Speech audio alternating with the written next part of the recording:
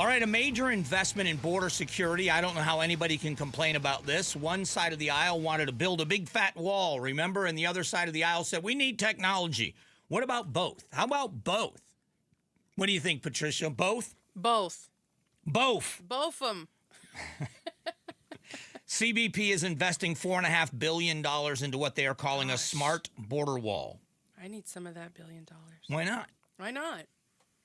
They could spare a little. Smart wall. So Yep. what is this smart wall going to do? So 10 new construction contracts, hundreds of miles of border wall along the U.S.-Mexico border, multi-billion-dollar investment into steel barriers, waterborne barriers, patrol roads, lights, cameras, and advanced detection technology arrives as encounters at the southwest border have reached lowest numbers in decades.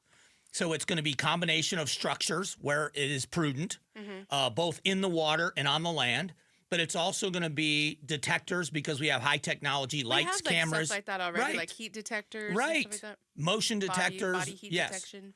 So I was, it was fascinating. I went down to the border less than a year ago, and I went with a team of people that really know their stuff.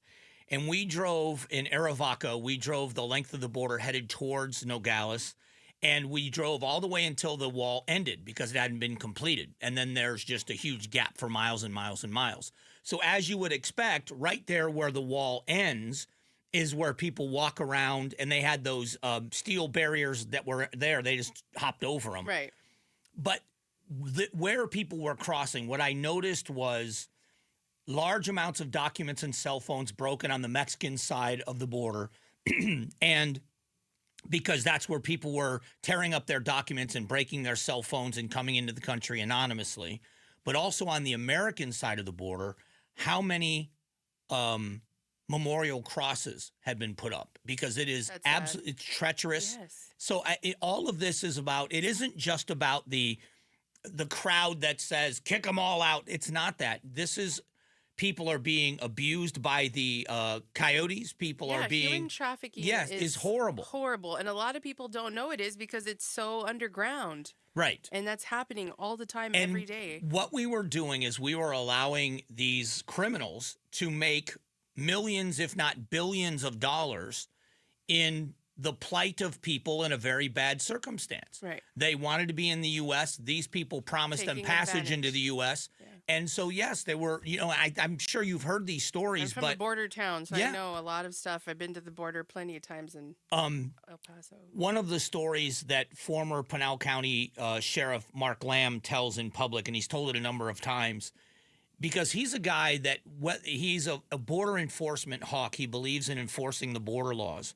But he is a humane person. He is someone that really is great with human beings. And he tells a story of a woman that they took into custody, and she had a little plastic baggie with a bunch of pills in it.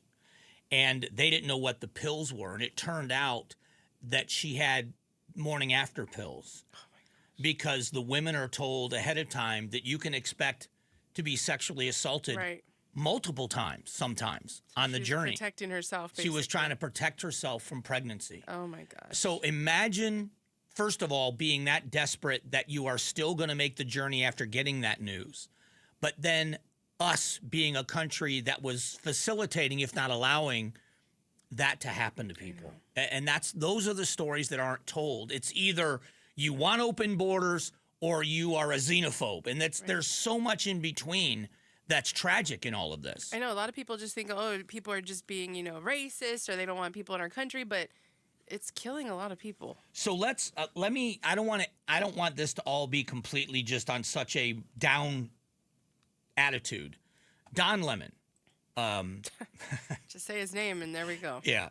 Don Lemon is now, because he got fired, Don Lemon is doing his own thing, podcasting and stuff. So he does what we call MOS, Man on the Street. Mm-hmm. And he's doing man on the street interviews about immigration and illegal immigration. And he gets into a little bit of a debate with a woman where he is saying that coming into the country illegally is not a crime. And she said, it is a crime. So this, to me, he's got to regret that this film is out there. Yeah. It's not the same. So it is crime. No, it's just we have different levels of, I shouldn't say crime, but it's not a crime. You're not breaking the law. I mean, you are breaking the law, but it's not a criminal act. So it's breaking the law. No, the law, but it's you're not breaking the law. A misdemeanor crime. No. Breaking the law. Breaking the law. It's not breaking the law. Well, It's you are not. breaking the law. Well, you are. It's, but I don't know. It's not a level of breaking the law. Here's what's funny about this, other than him really putting Put his foot himself in his mouth. Yeah, is it's a misdemeanor. But so is DUI. Would you call a drunk driver a criminal? Yes. Now, we're going to get the pushback immediate is going to be, but that's dangerous and that kills people. And the fact of the matter is they both are at the same level of criminal activity. Right. And I don't think The other anyone... one kills people too. All right, but I don't think anyone would say someone that is a been convicted of drunk driving isn't a criminal. Right. Isn't getting driving fast a misdemeanor too? Depend. Yeah, if criminal speed so is. aren't you an illegal driver, motorist? Right. If you're driving more than 80 miles an hour or 20 miles an hour over the speed limit. But even if it's 45 and driving 50, the ticket you get, is that a felony or a misdemeanor? That's not criminal speed. Yeah, I don't know if it's even a misdemeanor. I don't know what it's called. I know that I got arrested. Do you get a ticket though when Yes. do you get a speeding ticket? Right. Of course. But it's not a felony. No, it's not. But it's you've still broken crime. the law. You've Right, broken you've the law. broken the law. So you're an illegal motorist. Right. Right. Yeah. Don't- So if you're driving fast and you get caught, you're an illegal motorist. That's right. And so the whole thing is just a silly argument by Don Lemon. It is against the law. You are breaking the law. Now, do I classify those people? There are many, many people that are coming to this country for noble reasons. I absolutely acknowledge that. They are coming here for noble reasons. But they're doing it the wrong way. That doesn't mean they haven't broken the law. And it doesn't the analogy I've always used is this.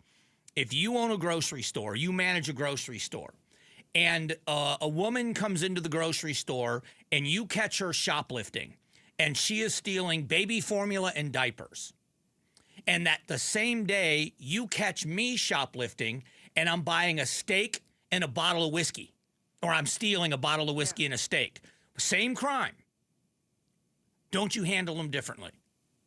Don't you look at the mother that's stealing? You know, you're not going to allow people to steal, but you're going to have a different attitude toward her than you are. Sympathy right. than you are you. Right. It's nuanced. It isn't just as black and white all the time. But it is a crime. There's no doubt it's a crime.